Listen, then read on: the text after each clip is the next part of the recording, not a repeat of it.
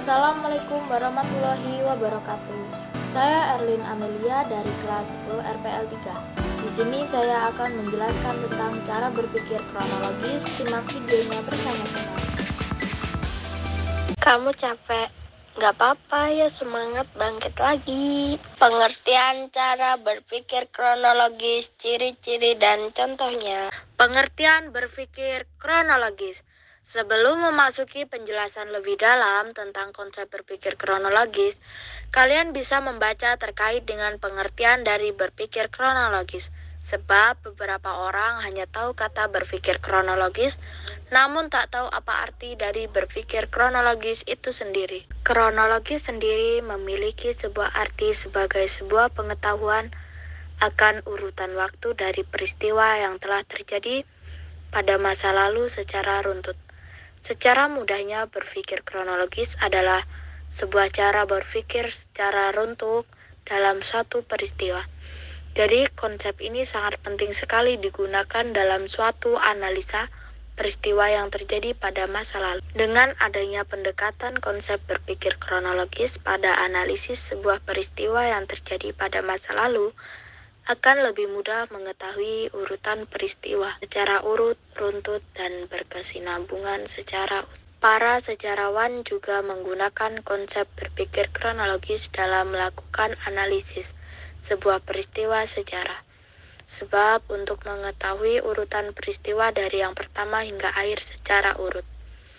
Dilihat dari hal tersebut bisa disimpulkan jika pendekatan berpikir kronologis begitu penting sekali untuk analisis sebuah peristiwa yang telah terjadi di masa lalu. Makna konsep berpikir kronologis. Setelah kalian sudah mengerti apa itu arti dari konsep berpikir kronologi, berikutnya akan dijelaskan dari apa itu makna berpikir kronologis. Makna dari berpikir kronologis adalah agar kalian bisa mengerti urutan kejadian secara rinci tanpa ada yang terlewatkan dari terkait dengan peristiwa yang telah terjadi tersebut. Hal tersebut juga sudah dijelaskan dalam pengertian berpikir kronologis. Namun, dengan mengetahui makna konsep berpikir kronologis, kalian bisa lebih tahu lagi kenapa perlu menggunakan konsep tersebut ketika melakukan proses analisis suatu peristiwa yang terjadi pada masa lalu. Ciri-ciri berpikir kronologis. Pendekatan berpikir kronologis dalam peristiwa yang terjadi di masa lalu, ternyata ada beberapa ciri loh di dalamnya. Dengan memahami apa saja ciri dari berpikir kronologis, ini kalian akan lebih mudah memahami dan menerapkan pendekatan berpikir kronologi. Lantas, apa saja sih sebenarnya ciri yang dimiliki oleh berpikir kronologis? Berikut merupakan beberapa ciri yang dimiliki oleh pendekatan berpikir kronologis dalam analisis sebuah peristiwa yang terjadi di masa lalu. Memiliki sifat vertikal. Ciri yang pertama adalah bersifat vertikal, di mana pada poin ini akan mengacu pada urutan kejadian yang telah berlangsung, jadi nantinya setiap kejadian akan diurutkan dari awal hingga akhir hingga runtut. Penekanan pada durasi kejadian. Berikutnya adalah penekanan pada proses durasi, di mana proses pendekatan berpikir kronologis dalam mempelajari jika sejarah atau kejadian di masa lalu merupakan sebuah proses waktu. Memiliki cakupan yang lebih luas. Berbeda dengan pendekatan berpikir sinkronik yang cakupannya lebih sempit. Dalam berpikir secara kronologis, cakupan yang diberikan lebih luas. Mampu memeriksa kesinambungan kejadian. Dengan menggunakan proses pendekatan berpikir kronologis untuk sebuah peristiwa yang terjadi pada masa lalu, maka informasi yang didapatkan bisa berupa kesinambungan antara satu kejadian dengan kejadian masa lalu.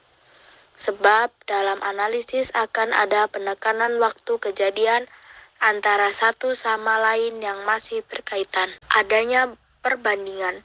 Dengan melakukan proses pendekatan berpikir kronologis pada kejadian masa lalu, maka hasil yang didapatkan bisa berupa perbandingan Perbandingan ini antara lain seperti sebab akibat atau kejayaan dan kehancuran dari adanya suatu peristiwa yang terjadi pada masa lalu. Contoh berpikir kronologis. Meski kalian sudah memahami pengertian dari berpikir kronologis, ciri-ciri dan juga makna, maka agar kalian bisa lebih mudah memahami bagaimana sih penerapan pendekatan berpikir kronologis dalam analisis peristiwa yang terjadi di masa lalu. Tentunya diperlukan beberapa contoh agar bisa lebih paham lagi bagaimana hasil dan juga proses analisis yang dilakukan pada peristiwa masa lalu dengan pendekatan berpikir kronologis.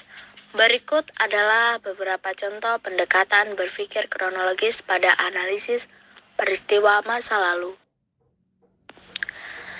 Dikutip dari Kementerian Pendidikan dan Kebudayaan Republik Indonesia, penggunaan berpikir kronologis adalah sebuah ciri khas dalam berpikir sejarah yang memusatkan pada sebuah proses terjadinya sebuah peristiwa pada masa lalu. Sebagai contohnya adalah pada materi demokrasi liberal tahun 1950 sampai 1959 yang bisa diuraikan menjadi memanjang.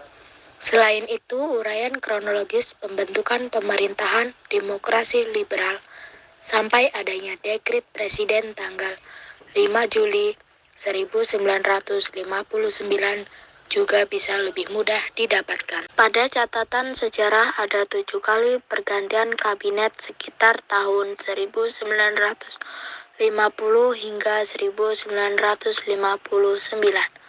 Berikut adalah catatan pergantian kabinet pada tahun tersebut. 1. Kabinet Natsir dari tanggal 6 September 1950 hingga 21 Maret 1951. 2. Kabinet Suciman dari tanggal 27 April 1951 hingga 3 April 1952. 3. Kabinet Wilopo dari tanggal 3 April 1952 hingga 3 Juli 1953. 4. Kabinet Ali Sastro Mijojo dari tanggal 31 Juli 1953 hingga 12 Agustus 1955. 5. Kabinet Burhanuddin Harahap dari tanggal 12 Agustus 1955 hingga 3 Maret 1956. 6. Kabinet Ali II dari tanggal 20 Maret 1956 hingga 4 Maret 1957.